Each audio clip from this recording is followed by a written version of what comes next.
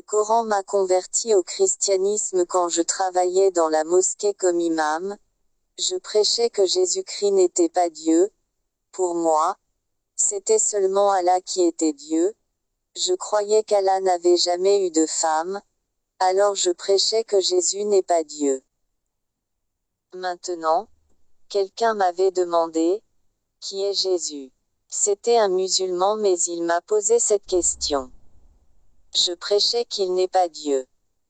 Pour savoir qui est Jésus, j'ai lu tout le Coran une fois de plus.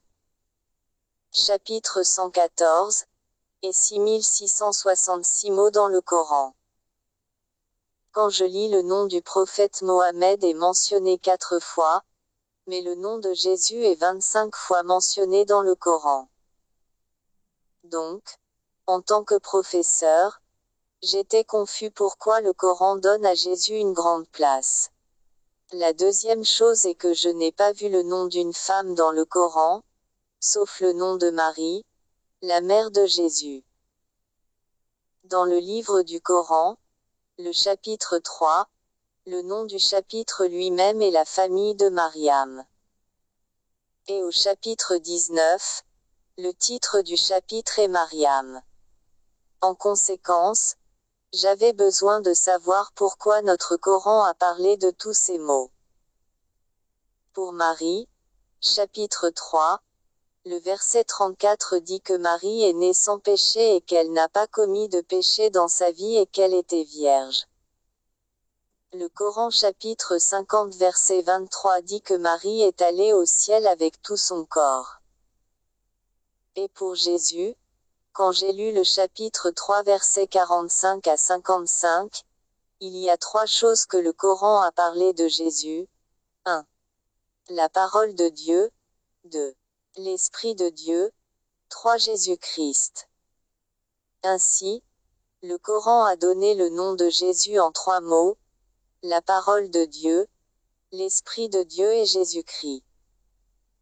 Et dans le Coran, il est dit encore que Jésus parlait quand il était encore jeune, quand il était environ 2 jours après sa naissance. Le Coran dit que Jésus-Christ a créé l'oiseau avec de la terre, il a pris l'argile, il a façonné un oiseau, puis il a soufflé dedans et est devenu un oiseau vivant. De ce verset, j'ai dit que Jésus pouvait donner la vie. Dans le Coran, encore, il est dit que Jésus a guéri l'homme qui est né aveugle et a dit que Jésus rend la vie aux morts et que Jésus est allé au ciel et qu'il vit encore et qu'il reviendra. Quand j'ai vu tout cela, mon esprit était dans une chose que le Coran dit pour Mohammed.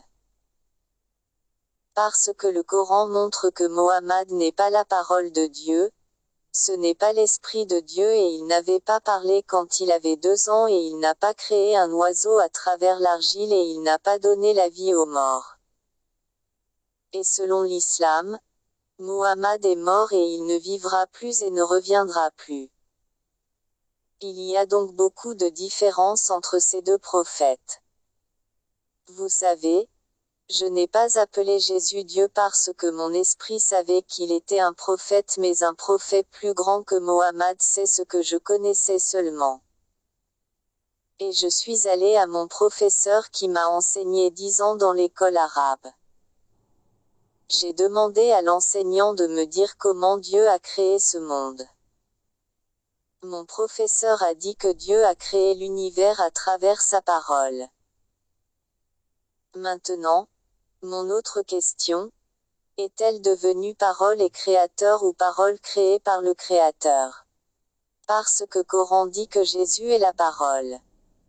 Si mon professeur dit que la parole de Dieu est le Créateur, Jésus est le Créateur. Par conséquent, les musulmans sont tentés de se convertir au christianisme. Peut-être qu'il aurait dit que la parole de Dieu et la création faite par le Créateur peut être saisie parce que la question peut demeurer maintenant comment Dieu a créé la parole. Donc il n'a pas dit que la parole est le Créateur ou que la parole est la création créée par le Créateur. Donc il était en colère et m'a chassé de sa maison et a dit que la parole n'est pas le Créateur et elle n'est pas la création non plus. Sors d'ici. Maintenant mon professeur a continué à dire avec une très grande colère que la parole n'est pas le Créateur et pas la création, alors il n'est pas Dieu. Quand il a dit cela, j'ai expliqué à l'enseignant que la parole n'est pas le Créateur et elle n'est pas la création, c'est pourquoi les chrétiens disent que la parole est le Fils de Dieu. Maintenant, mon professeur a dit que si vous dites qu'il y a un enfant de Dieu, montrez-moi aussi la femme de Dieu. Parce que sans une femme, vous ne pouvez pas avoir un bébé. Alors je lui ai montré quelque part dans le livre de Coran où il est dit que Dieu peut voir sans yeux, entendre sans oreille, parler sans la langue, tout ceci sont écrits dans le livre du Coran. Maintenant, j'ai dit que si tout cela est vrai, Dieu peut avoir un fils sans femme. Alors là, on ne s'est pas compris avec lui. Maintenant, après cela, j'ai placé le livre de Coran dans mon sein et ai dit à Allah, dis-moi ce que je dois faire parce que votre Coran indique que Jésus vit toujours et que Mohammed est mort. Dites-moi qui je vais accepter maintenant. Après ma demande, j'ai ouvert le livre de Coran. Et je n'ai demandé à personne, sauf que j'ai demandé à Allah seulement. Après avoir ouvert le Coran, j'ai lu le chapitre 10 verset 94 qui dit, « Si tu as des doutes avec le Coran, le livre que je t'ai donné, va lire la Bible et demande aux gens qui lisent la Bible la vérité qui se voit déjà. Alors demandez-moi qui m'a fait un chrétien. Ce n'est pas une sœur, un frère, une mère ou un pasteur, mais c'est le livre de Coran qui m'a converti au christianisme. » Témoignage numéro 2. Étant maghrébin et ancien musulman, j'avais pour habitude de cacher ma Bible dans la poche de ma veste. Personne dans ma famille ne savait que j'étais chrétien et les transports en commun me permettaient de lire la Bible. Mais j'étais triste de cette situation car j'avais honte du Sauveur de mon âme. Aujourd'hui je vous le témoigne avec tristesse, mais pendant des années j'étais tourmenté par l'hypocrisie que j'affichais. Un jour je suis sorti du travail et comme à mon habitude ma Bible dans la poche. Parfois Dieu nous réserve des choses incroyables pour nous sortir de nos angoisses et appréhensions. Alors il était tard ce jour-là. Sur le quai en face je vois un homme en train de frapper un autre. L'homme au sol demandait de l'aide, criait mais personne ne réagissait. De nature je suis une personne qui n'a jamais aimé la violence. Étant jeune je trouvais toujours le moyen de m'échapper des différentes invitations à la violence.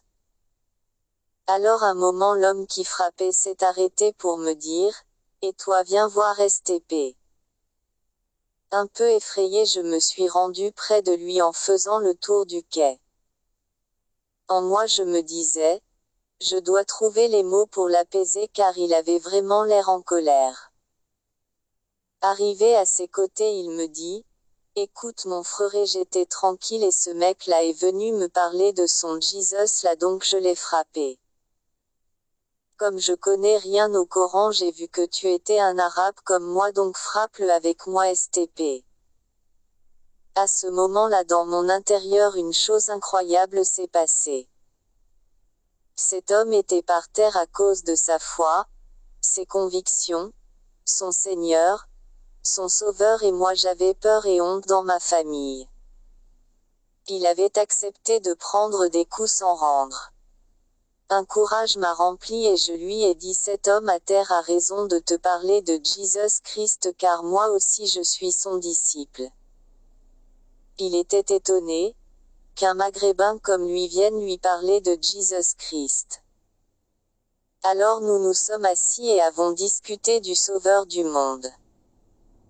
L'homme à terre s'est relevé à arranger sa chemise et était content de voir le renfort que le Seigneur lui avait apporté en ma personne. Aujourd'hui je n'ai plus honte de mon Seigneur et proclame à qui veut l'entendre que Jésus Christ est le seul chemin, la seule vie et vérité. C'est le seul Dieu qui répond lorsqu'on crie à lui. Témoignage numéro 3. Depuis ma naissance, j'étais imprégné de la culture musulmane. À partir de 12 ans, j'avais commencé à pratiquer l'islam, religion de mon pays et de ma famille, tout en condamnant sévèrement la chrétienté. Mon but était alors de ressembler, ou plutôt d'imiter le plus possible Mahomet, le fondateur de l'islam. Je jeûnais souvent, je passais beaucoup de temps dans la mosquée, le lieu de prière du musulman, et lisais tous les jours le Coran, leur livre saint. Prier Allah 5 fois par jour en me tournant en direction de la Mecque, était un exercice quotidien de foi et de sincérité. Ma ferveur religieuse prenait de l'ampleur pendant le Ramadan. Je rêvais de pouvoir un jour faire un voyage à la Mecque, lieu saint de l'islam, l'expérience suprême pour le musulman. Ma foi aurait atteint son apogée. À l'âge de 18 ans, je suis venu en France pour faire des études en physique, chimie et mathématiques, à l'université de Caen. Là, je fus contacté pour la première fois par une femme chrétienne qui tenait un stand biblique au restaurant universitaire. Je n'espérais pas plus, car enfin j'avais l'occasion de prêcher l'islam à un chrétien. Jusqu'alors, je ne savais rien au sujet de la Bible, sinon qu'elle était falsifiée, selon ce que j'avais appris en tant que musulman. L'islam m'avait enseigné que les chrétiens faisaient de Jésus le Fils de Dieu, et pour moi, cela n'était ni plus ni moins qu'un blasphème impardonnable. Aussi, n'osais-je même pas laisser cette idée effleurer mon esprit, car c'aurait été ma condamnation éternelle. En plus, le Coran affirme ceci, dit, il y a un seul Dieu, il n'a pas engendré, et il n'a pas été engendré, et il n'a point d'égal. Sourate 112. Ainsi, la filialité de Jésus et sa divinité se trouvaient balayées du même coup. Jésus n'était pour moi qu'un simple homme, prophète certes, mais créé de poussière au même titre qu'Adam. Il faut ajouter que tout ce qu'affirme la Bible, comme le péché originel, la Trinité, l'amour divin, le salut par grâce, m'était étranger. Cependant, ma religion me demandait de croire que la Bible était la parole de Dieu, sans pour autant prendre ses enseignements au sérieux. Pour expliquer ce paradoxe, l'islam prétend que la Bible a été falsifiée par les Juifs et les chrétiens et qu'il est par conséquent impossible d'accéder au vrai texte. Je croyais simplement cette assertion sans l'avoir jamais vérifiée. Le temps passait, et j'assistais à quelques réunions d'église. Cela m'a aidé à comprendre l'évangile du salut. L'amour de Dieu, manifesté à la croix, m'avait bouleversé, moi qui ne connaissais qu'un Dieu souverain, puissant, sans aucune indulgence pour le pécheur. Quand on me parlait de cet amour, j'avais les larmes aux yeux, mais je restais quand même sûr que l'islam était la bonne et la meilleure voie. Néanmoins, un combat violent s'était déclaré en moi-même. Aussi avais-je décidé d'étudier et de comparer la Bible et le Coran. À mesure que je lisais, je me rendais compte que la Bible était autre chose que ce que je me représentais, et surtout que l'image que je me faisais de Jésus était tout à fait fausse. D'étranger, Jésus devenait pour moi un homme unique, qui a, comme lui, consolé les pauvres, accueilli les hommes rejetés, pensé les blessures de tous les opprimés. Qui a, comme lui, parlé avec simplicité et beauté de Dieu qui aime les malheureux et prend le parti des humiliés. Mais surtout, qui a, comme lui, révélé le Dieu Père de tous ceux qui placent leur confiance en lui. Après les recherches, je commençais à avoir des doutes sur la falsification de la Bible, mais je ne pouvais encore croire ni à la Trinité, ni à la filialité divine de Jésus, et encore moins à sa crucifixion. En effet, l'islam nie tout simplement que Jésus fut crucifié. Une autre chose qui m'empêchait de croire, c'était ma famille. Se convertir et quitter l'islam, c'est renier sa famille, sa patrie. Le prix me paraissait trop élevé. C'était toujours le côté où se trouvait ma famille, mes amis, qui penchait dans la balance. Au bout de 2 ans, j'étais arrivé à ne plus supporter d'entendre parler de l'Évangile, tellement cela me frustrait. Si je discutais avec des amis, cela finissait toujours par des disputes. Quoique refusant l'Évangile, j'aimais passer du temps dans la famille du pasteur. Le lundi 5 août était un jour comme tant d'autres chez eux. Bien sûr, il fallait encore que j'entende l'Évangile. J'avais de plus en plus de mal à résister à l'amour de Christ, mais cette fois-là, je décidai que c'en était trop, et que je ne voulais plus jamais entendre parler de Jésus-Christ. J'insistais que l'on me ramène chez moi. Pour me calmer, je pris le Coran et me mis à le lire. Les paroles sortaient de mes lèvres, mais mon cœur restait sec, contrairement à d'habitude. Je décidai donc de dormir. Il était 2 heures du matin. Dans mon lit, je commençais à prier Allah, tel que je le faisais chaque nuit, mais le vide m'entourait autant que le silence. Malgré tout ce que j'essayais, je n'arrivais pas à trouver cette paix de cœur que je désirais tant à cet instant. Soudain, poussé par une force invisible, je m'écriai, « Dieu, qui que tu sois, révèle-toi à moi. » C'est alors que le nom de Jésus se mit à résonner dans ma tête, puis dans tout mon être.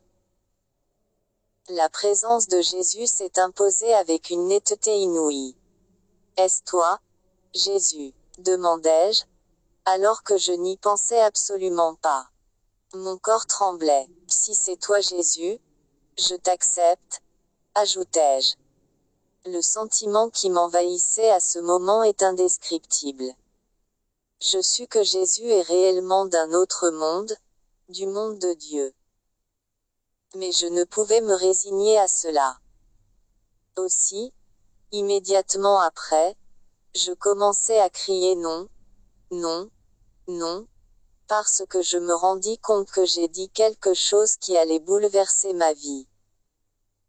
Mais je ne pouvais fuir le nom de Jésus, sa présence de Jésus avait envahi la pièce. En titubant, je descendais les escaliers pour me aller téléphoner au pasteur. Il était 2h15 du matin, lorsque, tout tremblant, je composais machinalement son numéro. Il faut absolument que je parle au pasteur, ai-je dit à sa femme. Je n'ai donné aucun détail concernant la raison pour laquelle je leur demandais de venir me voir au beau milieu de la nuit. Ils m'ont dit plus tard que par le ton de ma voix, ils pensaient que je faisais une dépression nerveuse. J'étais assis au fond de la salle lorsqu'ils sont arrivés. En voyant le pasteur, je lui sautai dans les bras. Il m'a rapidement demandé ce qui se passait. En sanglots, je lui ai répondu, « Il faut que j'accepte Jésus dans ma vie. » J'étais alors si ému que je n'avais plus de force dans mes jambes.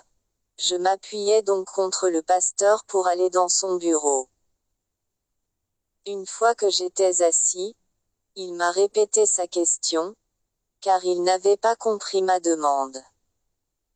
Je lui répétais alors que je désirais accepter Jésus-Christ dans ma vie. En entendant cela, un sourire illumina le visage du pasteur, et il lui fallut un grand effort pour ne pas sauter dans mes bras. Je connaissais si bien le plan du salut, mais je voulais maintenant qu'il devienne une réalité dans ma vie. Le pasteur m'a demandé si je croyais que Jésus est le Fils de Dieu et Dieu véritable. Oui, je le crois, répondis-je.